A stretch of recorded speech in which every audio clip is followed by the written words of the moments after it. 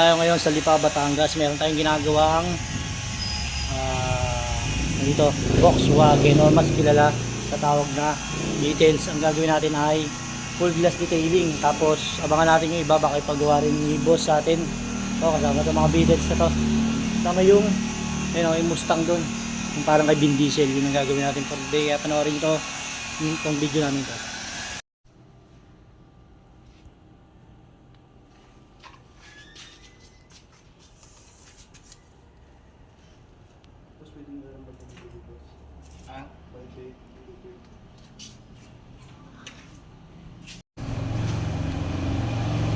Yung gagawin natin for today. Yan.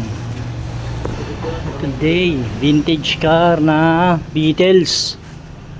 Ito sa Lipa, Batangas. Yan o. Pasay pa, boss.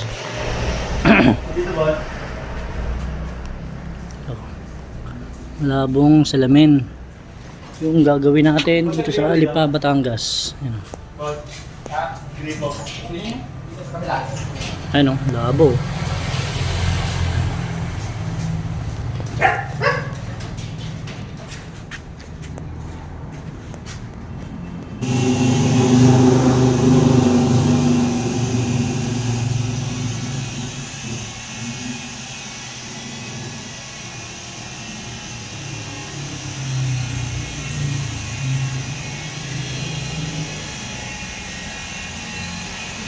Yung gagawin natin, tsaka yun yung kabila.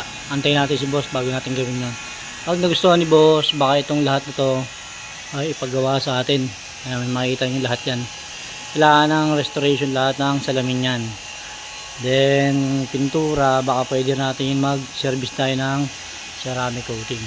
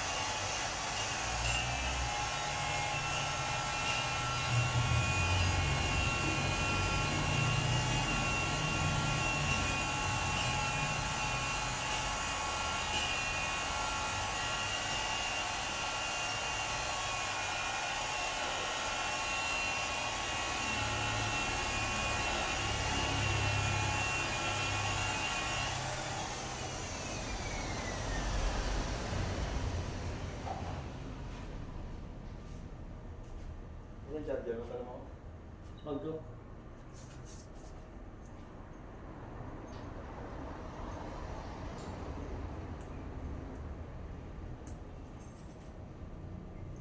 Kasali yung raw, pre, yung likod. Box. Sarado mo. Baka na nakapagyan.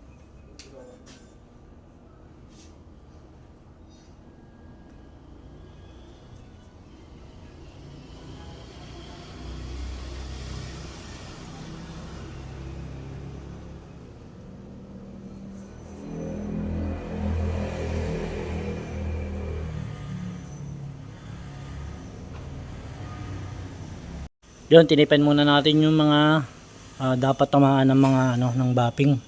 Lalo na yung mga rubber dito. Kailangan tipan natin siya kasi para hindi tamaan. Kasi ingatan natin siyang masugatan syempre. Kaya nga nire-restore para hindi natin para maganda. Kailangan ingatan din natin yung gamit ng may-ari. Kailangan hindi natin matamaan yan. Doble ingat tayo para satisfy si client. Shoutout nga para dito kay Eurobag Car Restoration sa aming pagkuha dito sa aming glass detailing. Shoutout sa iyo, boss. Thank you. Ito yung mga gagawin naming auto. Yan. Yung mga gagawin naming auto. This holiday. Yan. Ayan puro Beatles. Car restoration dito sa may Lipa, Batangas. Ano. Yung isa sinisimulan na natin. Itong isang Beatles. Tapos baka ito nasunod natin. Tsaka yung iba. Yan. Sana after ng holiday ay magawa pa natin yung iba kasi sa sample muna tayo ng isa, 2 unit. Habang sila nasa bakasyon, tayo ay magtatrabaho. After Holy Week, saka na tayo magbabakasyon, siguro mga 2 araw, 3 araw. Ngayon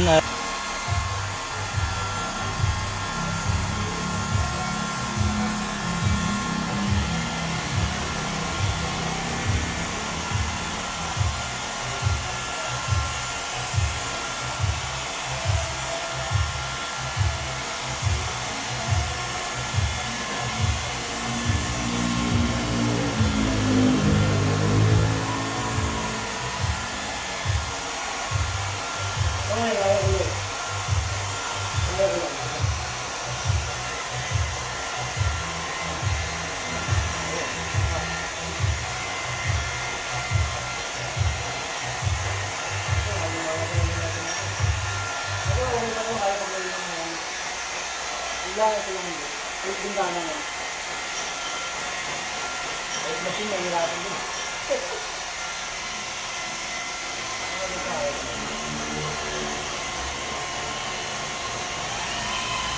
Hindi ka ito kasi ka nililibat.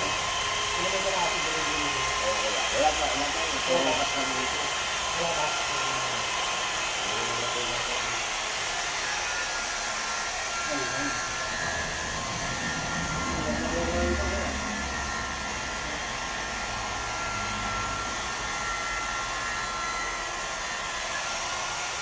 Yung loob naman, hindi pwede mag-inin. Hindi pwede. Yung plastic po kasi malipis siya sa loob. Pag ginapin mo yun, pag nag-swirl, hindi mo naman babalik yun. Kaya ano ba siya ginapapin? Hindi po pwede sa loob.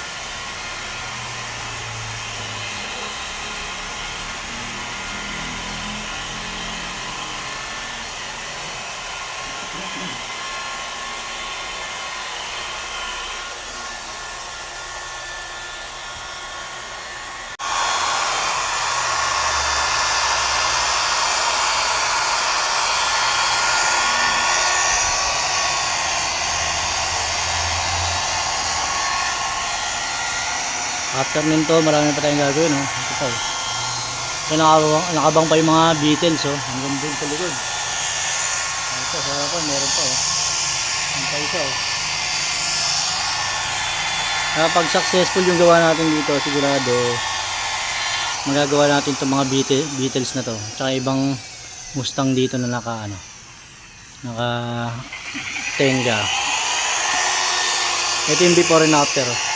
Ito yung before, yung after. Kita na yung logo.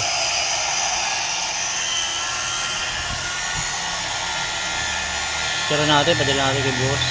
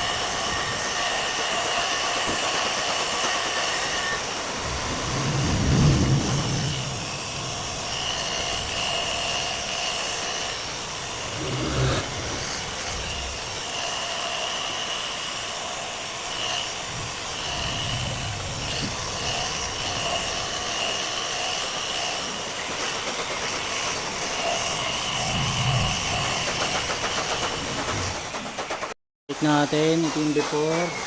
Ang labo eh. Nakikita nyo. Ito yung after yung ginang na. Medyo may sugat lang din yung loob niya. Pero okay na. Ganda-ganda na.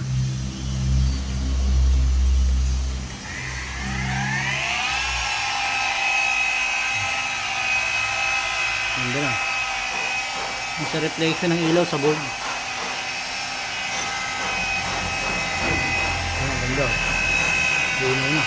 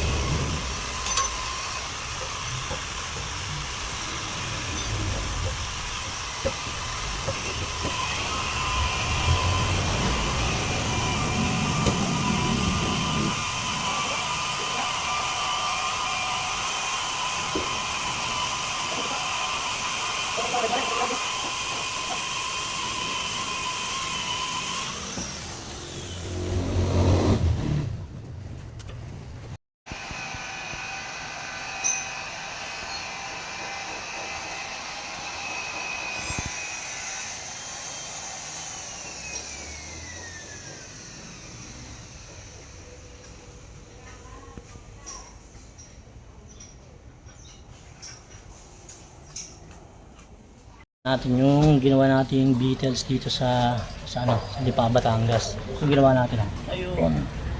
May flex natin yung tsura ng before and after niya. Boss, ito na yung ginawa namin kanina. Ayan, pakita lang namin. Yung ibang malalalim lang boss na sugat, hindi po matanggal kasi gawa ng syempre sugat na po, medyo kalumaan na rin po. Pero ayan na po, maganda na po. Pakintab na po siya kaysa kanina. Tapos ito po yung likod. Meron po siya ibang mga marka nasa ilalim na po ng salamin. Yung salamin po sa ilalim hindi po pwedeng bapingin yun kasi may maliit po, may manipis po na plastic yan sa dulo. Ayan po.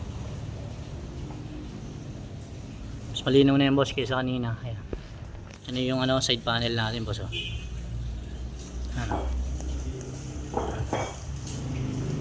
Ayan boss. Ayan.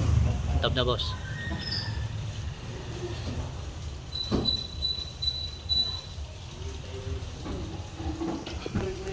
yung windshield niya, boss. Ayan.